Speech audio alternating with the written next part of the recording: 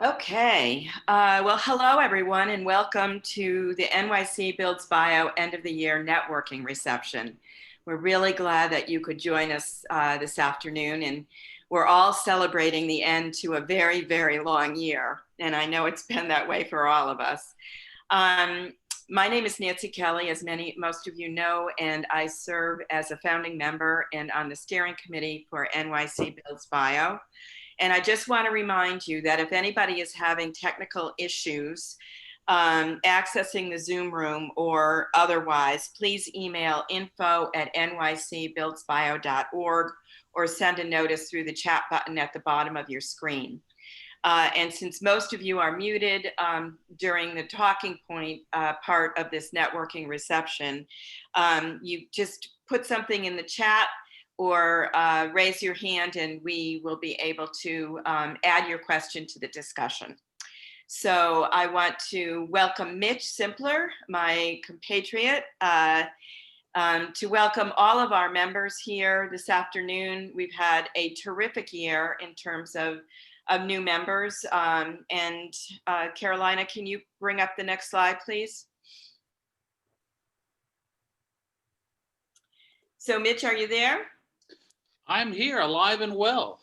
Terrific. Calling in from scenic, I'm actually in Chantilly, Virginia, which is right next to Dulles Airport. And anyway, so it is my pleasure to welcome both our existing members and our longstanding members, our new members, and most importantly, our prospective members. And it's an opportunity for all of us to get to know each other better and to catch up.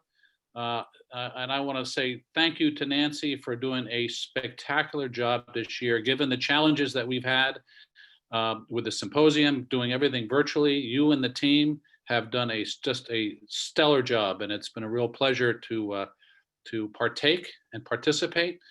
And I look forward to having an opportunity to meet and revisit our existing members and new members, but most importantly, also to have a chance to chat with our prospective members.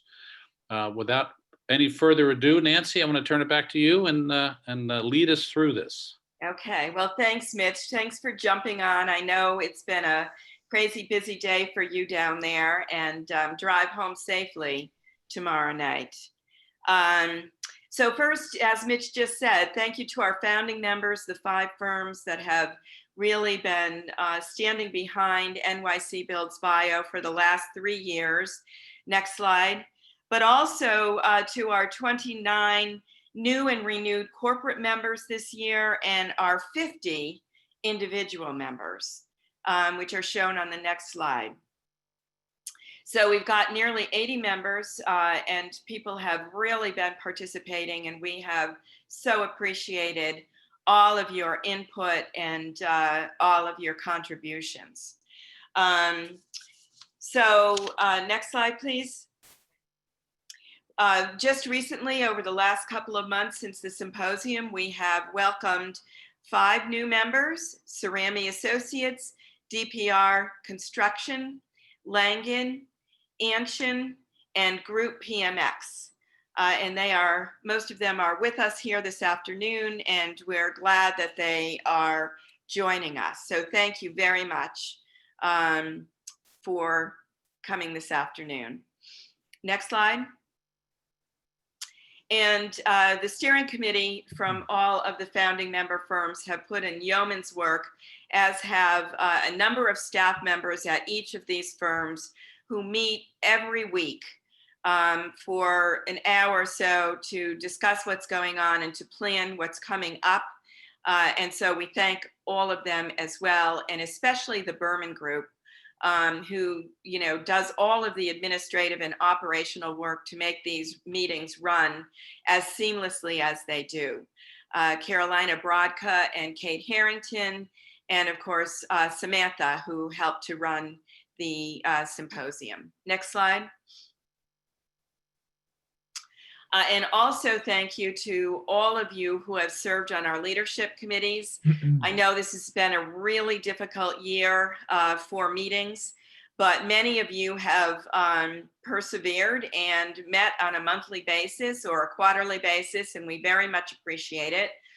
You see here the people who have been chairing and co-chairing the committees, and we thank all of you for your service to this organization. Next slide. So as 2020 draws to a close, it's really fitting to reflect on this tremendous year of challenge and loss that all of us in New York and around the country have experienced and are still experiencing. 2020 will long be remembered as the year of one of the most serious public health crises the US has faced, that has also triggered unprecedented economic and social upheaval. And we're grateful to New York State and New York City, to our academic medical institutions and essential workers, and to our New York City Builds Bio members and community who stepped up to the challenge and ensured that the virus was brought under control in our state and community, while forging ahead to provide protective equipment, build the necessary testing capacity, and construct new facilities that will offer protection for the future. This global crisis has really demonstrated the importance of laboratory space in life science and biotech research to develop timely, effective vaccines, but also the potential for biotech to solve many of the planetary problems associated with climate change and other issues. So we can also close the year by celebrating 2020 as a record year for life science and related industry in New York City and beyond. Two of New York City's leading biotech pharma companies, Pfizer and Regeneron, led the way to new vaccines and therapeutics for COVID-19, and their contributions were most important for the planet. But this has also been a record year for VCs raising fresh funding to bankroll biotechs post-pandemic. And a record number of funds raised money. Ginkgo Bioworks raised a $350 million ferment fund. Arch Venture Partners, Flagship Pioneering, both raised over $1 billion. Deerfield Management here in New York City raised $840 million. And you can see there other billions of dollars raised by other funds there, all for future investment post-pandemic, which bodes well for life sciences. Next slide. Pfizer also launched a breakthrough growth initiative with $500 million in additional funding, also offering new biotechs access to resources in research, clinical development, and manufacturing to focus on areas of interest for them. And this is addition to the money that private equity had already raised. Next slide. This was a record year for initial public offerings as US biotechs raised more than $11 billion to fund their programs.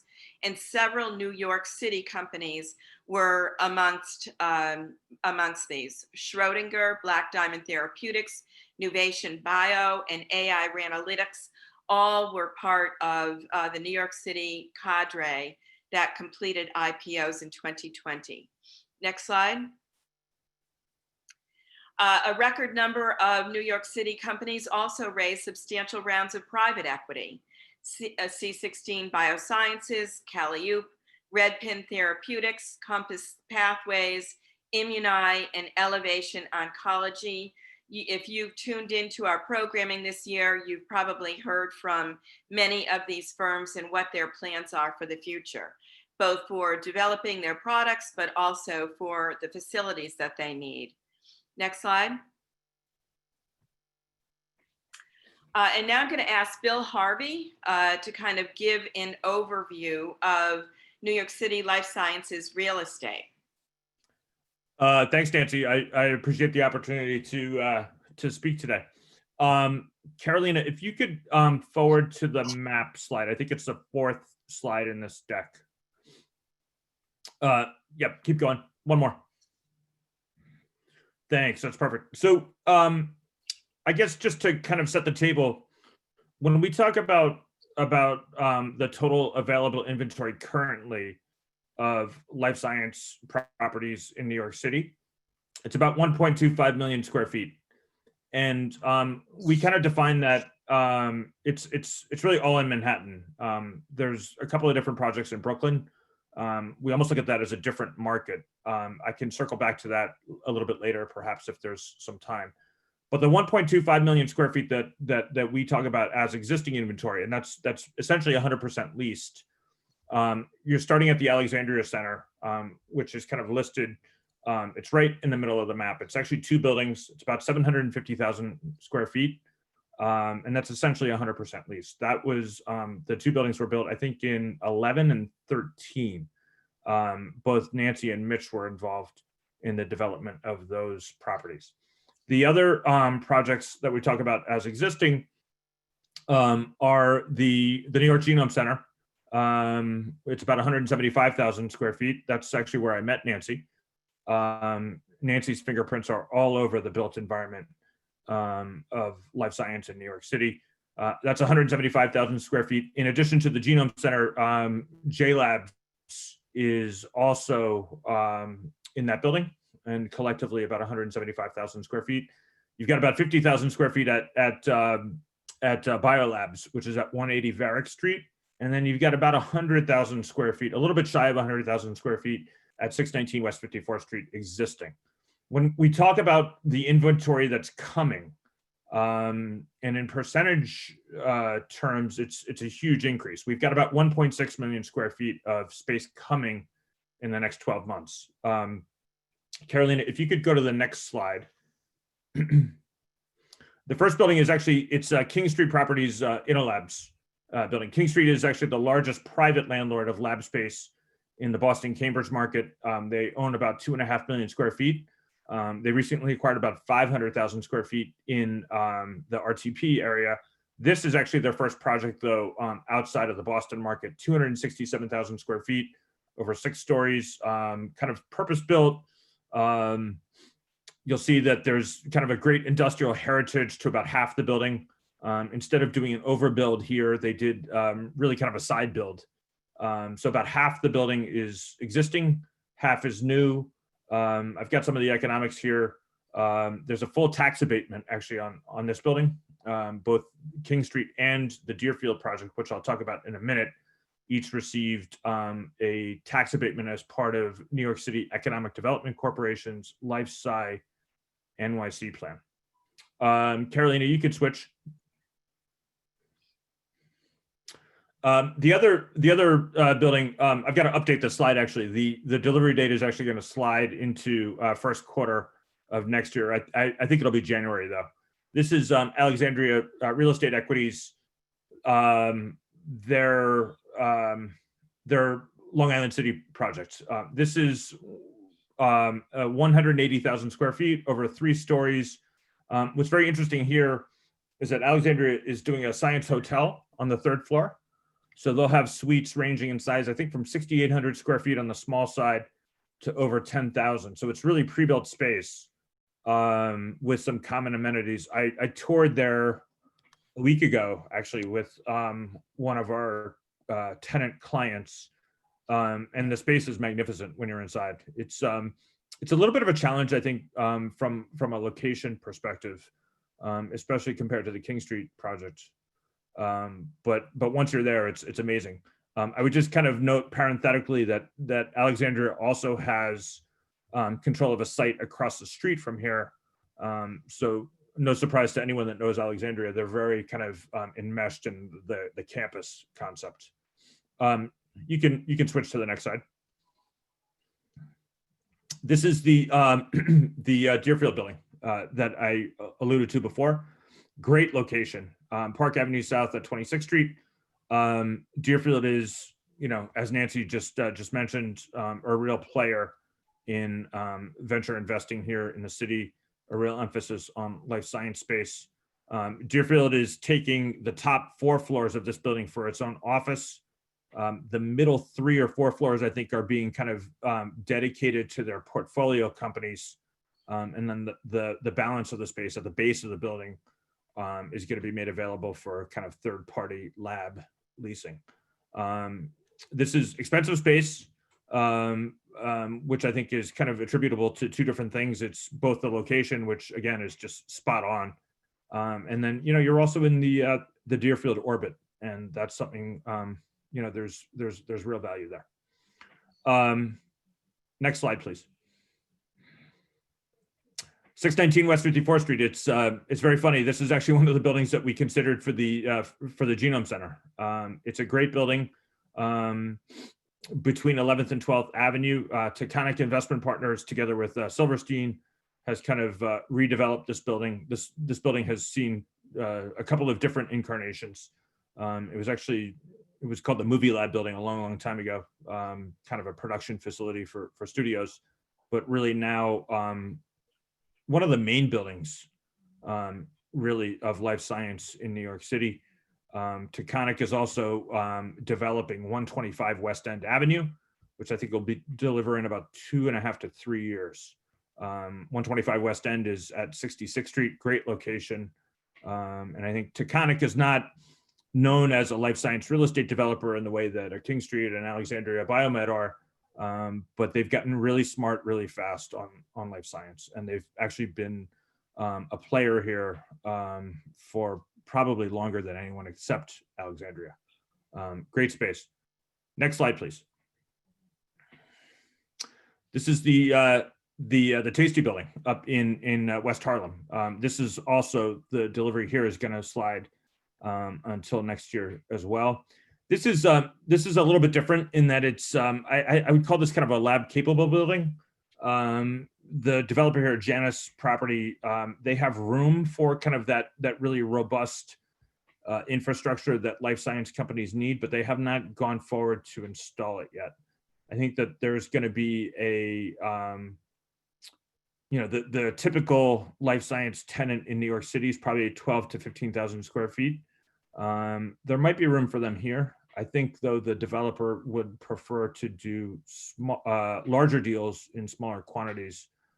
Lots of rumors about Columbia University, perhaps even with CUNY, taking space here. Unclear what the breakdown of that would be, whether it's more classroom, lab, office, what have you. But a great site. Janus actually has control of a number of other properties in that area, so they've also created a really nice campus up there, and just north of Columbia University's main campus and just east of their Manhattanville campus. Next slide, please. So 525 West 57th Street, really interesting building as well, kind of a combination of 2 buildings. M zoned. I don't know, this probably isn't the right forum to talk about zoning and the importance there. M zoning is very important, though, to the development of life science properties. This is a great location, kind of, the midway point, if you will, between Columbus Circle and Taconic 619 West 54th Street. Himmel and Maringoff is the developer. Genzyme, through its LabCorp, was a tenant here. So I think when they vacated, I think they entirely vacated. They might have left a smaller footprint here, but there's a history of lab use here already. So a very, very interesting location. Next slide, please. So the granddaddy of them all. This is the Alexandria building that I alluded to before. Essentially full. Alexandria has the ability to kind of shift tenants around a little bit. There's some thought that their project in Long Island City might be kind of the release valve, perhaps, for some of their tenants that are a bit more price conscious. But this building is essentially full. There's talk about a third property, a third tower on the same campus, which would be about 550,000 square feet. I haven't included that in this summary only because it's a little bit further out. The handful of projects that we've discussed here are all going to deliver in the next 12 months. I think that's it. There might be one more slide. Oh, 95 Green. This is actually not in the city. It's not even in the state of New York, but because it's a 10-minute commute to the World Trade Center, we've included it in our kind of in our summary. So Thor Equities, a longtime New York City developer, has gotten very interested in life science in the last 2 to 3 years. They own the Center for Excellence in Bridgewater. They've recently they took this over, I think, about a year ago from SJP, who is kind of repurposing it for life science. But really, no exaggeration to say that this is 10 minutes from the World Trade Center, 5 minutes on the path, and then a 5-minute walk. I was there about a month ago. It's really, really cool space. I think that's it for this piece of the presentation. I'm happy to, I've got a meeting in about a half hour that I'm gonna have to jump for, but I'll hang around, and I think I know many of you, but I'm happy to answer any questions going forward. And thanks again, Nancy and Mitch, for the invitation. Thanks, Bill. Really appreciate that. And if anybody's got questions for Bill, please put them in the chat at the bottom of your screens. I also just wanted to let people know that if you missed the symposium, we had most of the developers of the properties that you just saw speaking on the first day, and they gave excellent kind of summaries of their perspective on the New York market. Very, very strong endorsement by all of them. And they were joined by Simone Healthcare Development, another member who is also doing a quite large development up in the Bronx, the Hutchinson Metro Center, right next to Einstein Medical Center. So I encourage you all to go on YouTube and to listen to those developers. It really was a very, very interesting and strong endorsement about what's going to happen in life sciences in New York. And now I want to ask Jared Toothman and Tim from Ventas to give us an idea of what's happening in the life science real estate finance market. Okay. Jared is sharing the slide we put together. Nancy and Mitch, thanks for having us. Kind of just walk through a few transactions. I think most of these people know about, but I'll try to add flavor and a little color around them where I can. Obviously, you kind of start at the top, and the VC stuff kind of speaks for itself. You can kind of just look at, from 2017, where there are 1,950 deals to over 3,000 deals this year. That speaks to, one, the growth, but two, more importantly for this group, the need for space. I think one of the things that interests Ventas about this, the life science space, is that given everything that's kind of gone on in real estate, one thing that you cannot do is work from home when you're working in a lab. So we continue to be very bullish on opportunities in the life science space. It's the smallest part of our book right now. Senior housing is still 50% of our book, but life science is truly the growth engine, which I'll speak to shortly. So if you kind of scroll down a little bit, you look at the real estate funds that have been raised. I mean, that Blackstone Biomed deal garnered a lot of attention. They raised $14.6 billion. It was kind of a recap of their existing portfolio. I think what was most impressive to me about that is the profit realization on that deal was about $6.5 billion. And you also had a lot of the original investors who chose to stay in, which is why it was structured the way that it was. The IQ HQ deal, they've raised $2.5 billion in capital. What's interesting there is in kind of the incestuous nature of the life science business. Those are former biomed guys who continue to be successful. Don't know much about the breakthrough deal other than what you see there. Obviously, $1 billion raise is very impressive. The Ventas Life Science, our deal, we raised $1 billion fund and then seeded it with some of our existing deals to the tune of about $1.8 billion. One thing of note on our deal is that it is an acquisition deal. It's not a development fund, but we are actively looking for acquisition targets, both stabilized as well as we can do some value add opportunities as well. So it's kind of a core and a core plus fund. And again, when we get time, I can answer any questions on that. Continuing down, a deal that is near and dear to my heart because it took up all of my summer and most of my spring and a large part of my fall. But we finally got it closed.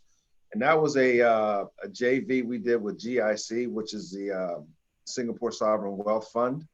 And it was interesting because had a lot of moving pieces in this deal. We sold them a equity participation in 5 active development deals. And anybody who's done development can imagine how tough that could be. And in addition to that, we gave them a ROFR on development, some part of our development pipeline. All this is part of our Wexford portfolio. And in addition to selling them the JV interest, we also, at the same time, we're looking for construction financing. So I was in the middle of negotiating JV docs with a very sophisticated buyer, obviously, and at the same time working through 2 construction financings, also which had to get buy-in from our new partner as well as our existing partner, Wexford. So needless to say, it was very harrowing, and was very happy when we got it done. But most important thing is we got it across the finish line.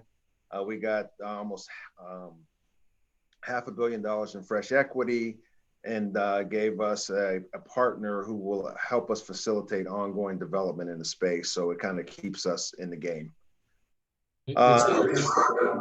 Just quickly before we move on to the sales, it's worth noting on the real estate funds, this is just a small selection of funds that have really transactions that have happened in the last 3 to 6 months and that are dedicated life science real estate funds.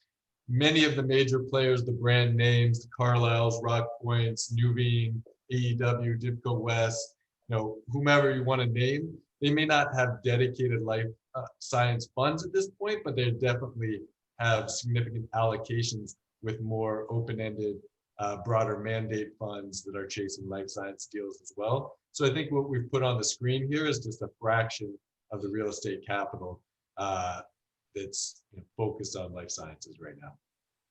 That's a great point. There's a lot of capital chasing deals. I know as somebody whose primary function as a transactor, I can tell you that in the last probably 6 to 8 months has gotten very, very competitive.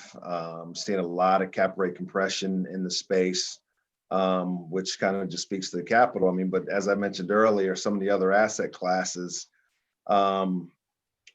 you're kind of seeing a shift in the capital towards, life science, because some of the other asset classes, are not as attractive as they once were, specifically around hospitality, multifamily, office, retail. So, all this capital has to find a home, and, good for those in the industry, life science is really becoming that home.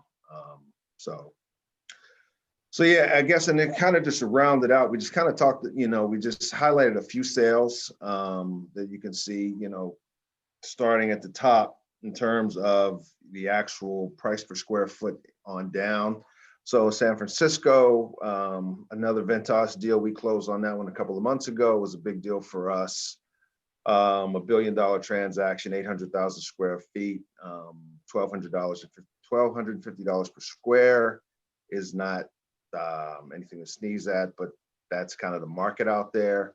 The Cambridge deal, Harrison Street did kind of that same price point, $1,161. And then you kind of coming all the way down is a smaller deal that we closed, and I added it because it kind of speaks to our thesis, which some people who I know this, who know me, know this.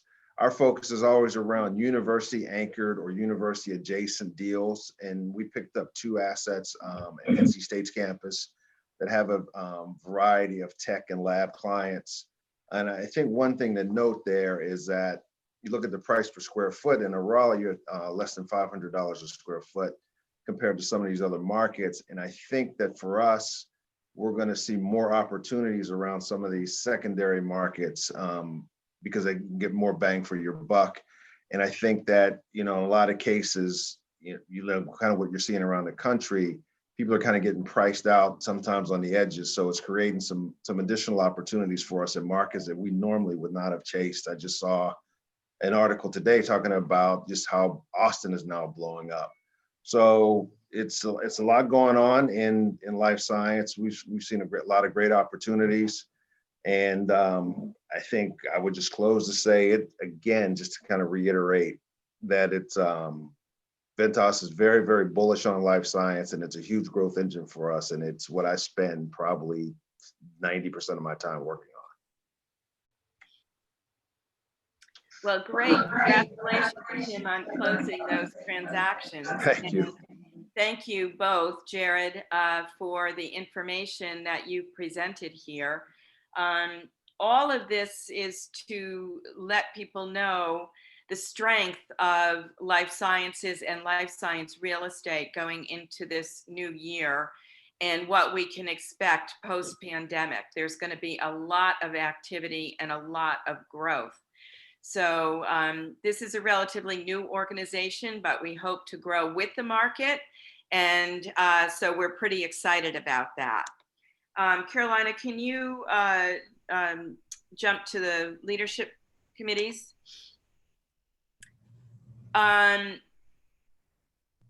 Do we have a slide with I thought we had a slide with the leadership committees.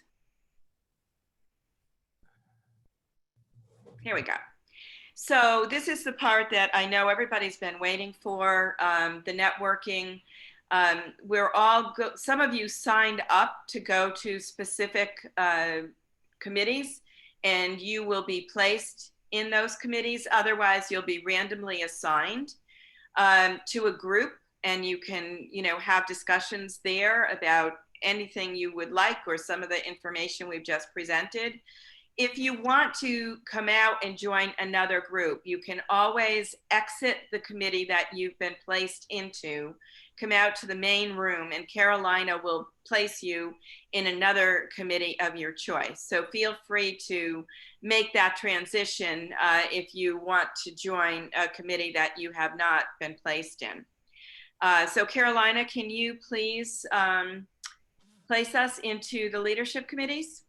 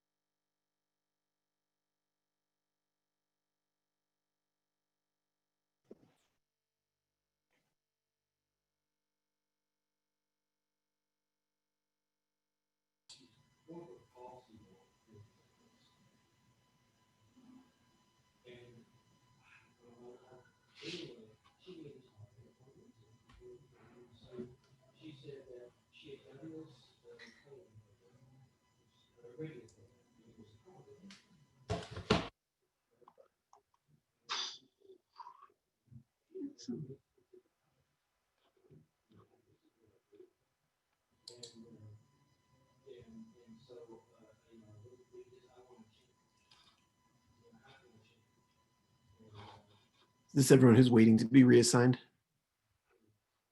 Yeah, I think so.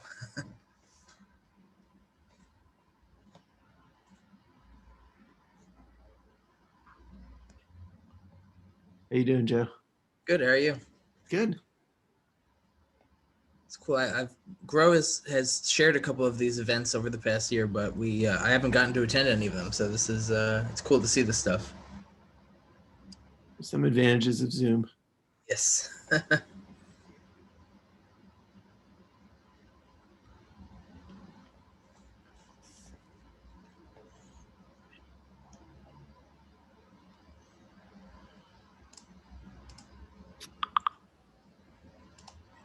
I think I was assigned to the one that you want, Joe.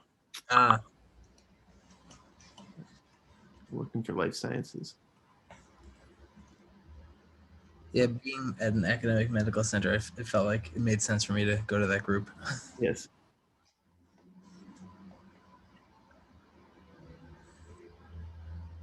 We seem to be losing ranks. So that's probably a good sign. And Tim, you're muted. I'm sorry about that. No problem. I wonder, probably should be in the room where I'm on the, where I'm the co-chair. Yes. I saw someone else wrote the same. Oh, I was assigned to life sciences. Good talking with you guys. Yep. See ya. Bye. I don't know why.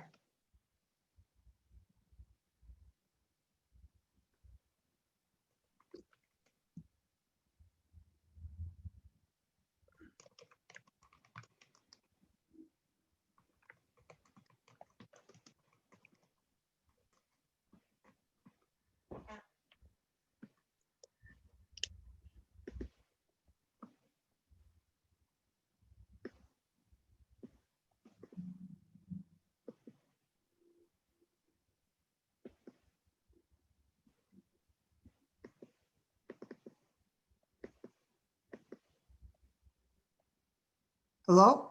Yeah. Hi. Hi, Sorry. nice to meet you all. Nice to meet you. So, yeah.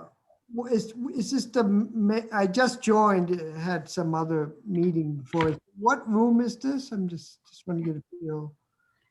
This is the main room. Oh, main room, okay. So what do you guys do? I'm just trying to get a feel for the participants. Well, aside from right now waiting to be put into another breakout room, I am a student and also engineer at Mount Sinai Hospital. So I work a lot with our innovation teams. Sure. So kind of at the very earliest stage of Mhm. interacting with a lot of the people that make up this group, I think. Right. Yeah, I'm a patent attorney. I'm counsel on Lucas and McConty, IP firm Mhm. in New York City. Cool. Oh, here we go. I've been assigned. See you all. Nice meeting you. Hi, Tim. How are you? Hello. Yeah, I work for Ventas. We're a healthcare REIT. I source life science deals, both acquisition and development with our development partner, Wexford Science and Technology. Great. Yep. Yes, Meredith, what do you do? Hi, I'm Hi, Meredith how are you? Joy, and I'm with TCOM. We're a technology engineering firm. Oh, okay, great. And so we work on the buildings and on planning for technology for the built environment. Great. Yeah. It seems like there are a couple of breakout rooms trying to understand. Yeah. Yeah, I okay. must not have registered because I don't know why they just didn't put me in a room where I'm the co-chair of our committee. I'm sure I'm sure my fellow I put co-chairs you in like, the room, you just have to join it. oh, I have to 'Cause you're- join it it? says waiting Yeah, to I'm gonna join. call. Okay. Yeah, you don't Mhm. automatically get put into it. You have to join it. So I put you into the real estate subclusters group. It just says you haven't joined it yet. So you Oh, should have word? gotten a. It should I have didn't get popped it. up on your screen. Oh, I see that I'm joining a room too. So I'm Uh-uh. gonna I didn't click get that, that. Carolina. I can't join it for you. You just have to press OK, I think, and it should send you there. And if I anyone did. else needs to join a different room, I could switch you in there. But you should have all received a prompt to join one of the rooms. Carolina, it's Josh Rubin. I think I'm supposed to be in the life sciences room, but I haven't gotten anything. That's what I registered for. Okay, one moment. Thanks so much. Yeah, I didn't get a message either. Me neither. I would say I didn't, but I don't know that that would be true. I didn't notice one, but doesn't necessarily mean I didn't get one. Yeah, I could Yeah, have missed it. I should, yes, I should also qualify that. Okay, Josh, I just sent you another request. Let me know if you received it. Yeah, I don't see. How would I see it? I don't see anything on my screen. It should just appear Nope. on your screen. So No. my screen has a message that says the host has opened breakout rooms. Please wait to be assigned. Oh, I don't even have that. It's showing that on your screen or like in the chat area. I don't even see that. Chat area above yeah, where everybody is. Not in the chat area. No, it's a separate banner at the top of my screen. Bottom, there is a thing called breakout rooms, I see. Oh, join breakout room. I see that. Oh, there we go. Oh yeah, I'm assigned to healthcare. Okay. Ah, there we go. Carolina, thank you. Goodbye, everyone. Nice to meet you. See you. No Take care. problem. Yeah, I'd like to be in. I was assigned to planning and membership. It's all real estate people. I wanted to be with entrepreneurs, life sciences people. Okay, so I could switch you in a moment. Here you go. Thank you.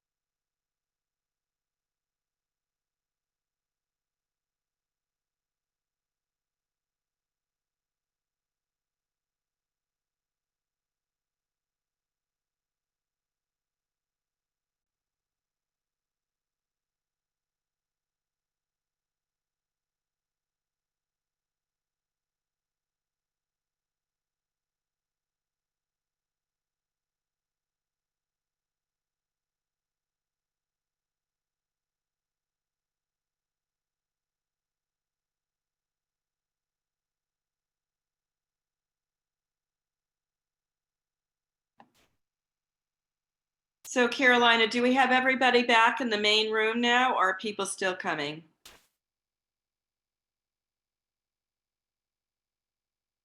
No, they're still coming. I think they're still coming. There's a few still left.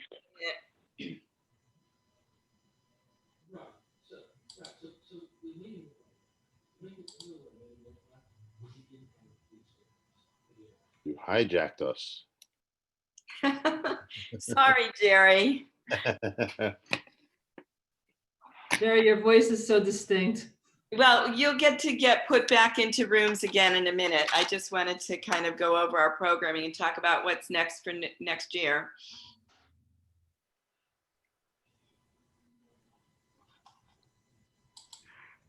Are we all here, Carolina? I believe so, yes.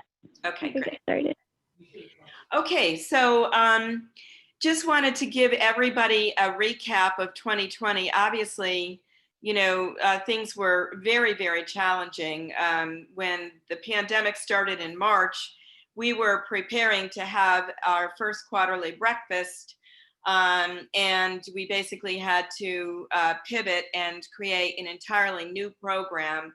and then create programming on the spot for the rest of the year, which was challenging to do virtually. But most of you stuck with us. We had really, really good responses to our programming. Not only did people come during the scheduled time, but as you'll see in the quarterly newsletter, which will go out this week, in which I've summarized, many people actually came back and watched the programs on YouTube after they were completed. And people are still coming back. As I was writing the newsletter last week, I noticed that the numbers were changing every day. So I think people have found it interesting, and a lot of people are benefiting from it. But obviously our flagship event was the symposium. This was extremely challenging because having a day-long or a 2-day-long event online, it's just not feasible for people to kind of tune in and leave all of their activities. So we had it over a 3-day period, mainly in the morning from 9 to 1, and then we provided some networking in the afternoon. And there were also exhibit booths and on-demand videos that were posted. That had a mixed success rate, so we'll try to do better next year, but hopefully we won't be virtual again. In any case, we had Genetics, Engineering, and Biotechnology News as our partner. They advertised it nationally and internationally, which we want to continue to do in the future. We had 253 registered, which was, about similar to our first symposium, so it wasn't too bad. And obviously Senator Schumer keynoted on the Endless Frontier Act, which is very exciting, with the related piece of legislation, America Leads Act. And between the two of them, they would invest $500 billion across the country for the discovery and development of key technologies, including biotech and related technologies. So that's very exciting. We had 48 speakers from the entire community in New York, from throughout New York. This was the first time that I think the community really came together, and all of the academic medical institutions participated, all of the incubators. We had many biotech and pharma companies also speak. Our closing keynote was given by Poe Bronson, who is the managing director of NYC Bio and a partner at SOSV Ventures, talking about what is to come with engineering biology. Very exciting. We had 6 life science real estate developers give their assessment of the market, as I said before, and we heard from many of our successful companies that are really fueling the innovation pipeline. So all in all, a good overview of what went on. All of those videos are posted on YouTube, so I would encourage you to go back and look at them if you haven't seen them already. Next slide. We had 4 virtual quarterly events, including this networking session. We opened in May with an event on New York City's response to the COVID-19 crisis, highlighting how many of our members pivoted from their normal construction and design projects to building emergency facilities so that the New York healthcare system wouldn't be overwhelmed. And those stories are absolutely fascinating in terms of the heroic efforts that people made to build healthcare delivery systems in parking lots, in parks, and in stadiums, in hotels, on ships, and anything that they could press into service. I also heard from Columbia Engineering School of Engineering, how they managed to design, develop, and manufacture 1 million masks in a week and a half, which was just astounding. These are astounding stories. And so it was a great way to start the year. In September, we focused on the new development at Einstein and Simone Healthcare, the Hutchinson Metro Center, which is building a medical renaissance in the Bronx. Very, very interesting story, and telling about one of the first CAR T-cell engineering facilities that exist in the city. And we hope to have more of these moving forward, but Einstein is building one of the first. And then 2 networking receptions. Carolina, next slide. We held a series of online webinars on a variety of topics that we hoped would be of interest to our members, starting with Vanquishing the Virus, where we spoke with Genetic Engineering and Biotechnology News about the top 160 COVID-19 drug and vaccine candidates. And we invited Regeneron and other New York City companies, including Mount Sinai Innovation Partners, to talk about the work that they were doing. That was followed by a sponsored seminar from SGA, which was very well attended. Over 300 people either attended that seminar or viewed the video on YouTube afterwards. And then we highlighted some of the other life science clusters throughout the country. Seattle and San Diego were the 2 that were highlighted in this particular webinar, but we plan to highlight others next year.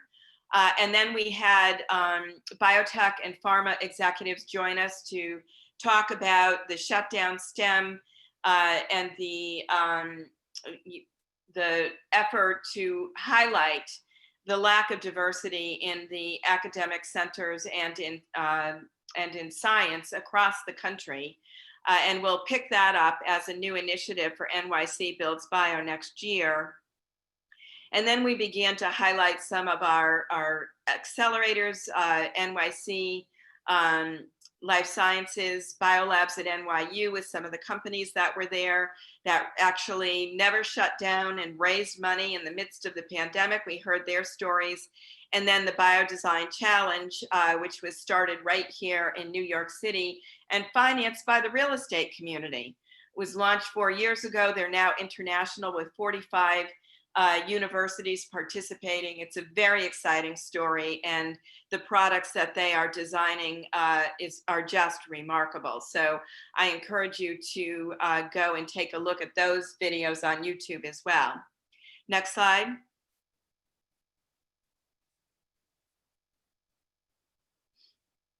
Carolina, can we have the next slide? We also participated in some events from other organizations throughout the country. We participated in 2020 AURP BioHealth Caucus. They have members of innovation districts worldwide, and New York City was one of the ones that they highlighted, which we were very grateful to be a part of that in Atlanta. And then we were able to obtain tickets for our membership to obtain Commercial Observer Tenant Talk event on life sciences. And we also offered participation in the Seattle Life Science Innovation Northwest Conference. So we're going to be looking to expand the reach of our audience and allowing our members to participate in more activities on a reduced ticket basis. Next slide. And we partnered with the Building Congress to publish the first annual Life Science Real Estate Development White Paper. This is also posted on our website. You can see it. It's a very good analysis of the 2 sectors and also the pandemic response in New York. NYC Builds Bio, Mitch and I both chaired the life science discussion at the Building Congress Symposium in July. And so you can also access that video. Next slide. And our final quarterly newsletter will be coming out either this week or next, so please keep an eye out for that. It is just jam-packed with information. I think there were probably 50 articles that I posted in the newsletter to show the evolution of the life sciences marketplace from the end of April through the end of this year. And as I looked over it, I tried to figure out which ones I could eliminate, and I decided not to. And the reason is I wanted everyone to be able to explore for themselves the growth that we highlighted at the beginning of this networking meeting. So you can read all about it in the next newsletter, and I encourage you to do that. Next slide.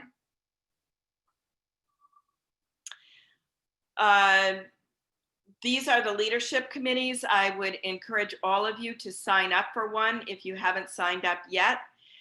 We'll be reconstituting these in January, and you'll be hearing from the chairs about the number of meetings that they'll have and what the mission is, and this will really help the organization to grow and develop. Next slide. And then in 2021, obviously the next step for the rest of this year will be membership renewal and new member recruitment. So we'll be sending out notices to all of you and giving you a way to renew your membership or to sign up if you haven't signed up yet. Encourage you to do that. We're very excited. Last year, almost all of our members renewed their membership, and we very much appreciate that. In the coming year, we're going to be highlighting one member each month to allow each of you to basically talk about projects that you're involved with or technologies that you're working with or things that you think are unique to your firm. We'll also be discussing ways that we can organize to both pass the Endless Frontier Act and the America Leads Act, and then to apply for funds under those pieces of legislation. I already talked about the Diversity in Science, Medicine, and Academia initiative. And then 2021 programming. We have a programming and membership committee. Please reach out to the chairs of those committees if you have ideas that you would like to see highlighted next year in our programming. We're very happy to expand that and love your new ideas. So please do that. We have 15 more minutes of networking that everyone will be placed in random rooms this time around rather than pre-assigned. Feel free to move around the rooms as you see fit. And I just want to wish you and your family a very safe and healthy holiday and a happy new year. And I'll look forward to seeing you again. Thank you. Thanks, everybody. Thank you. Good, Nancy. Thank you.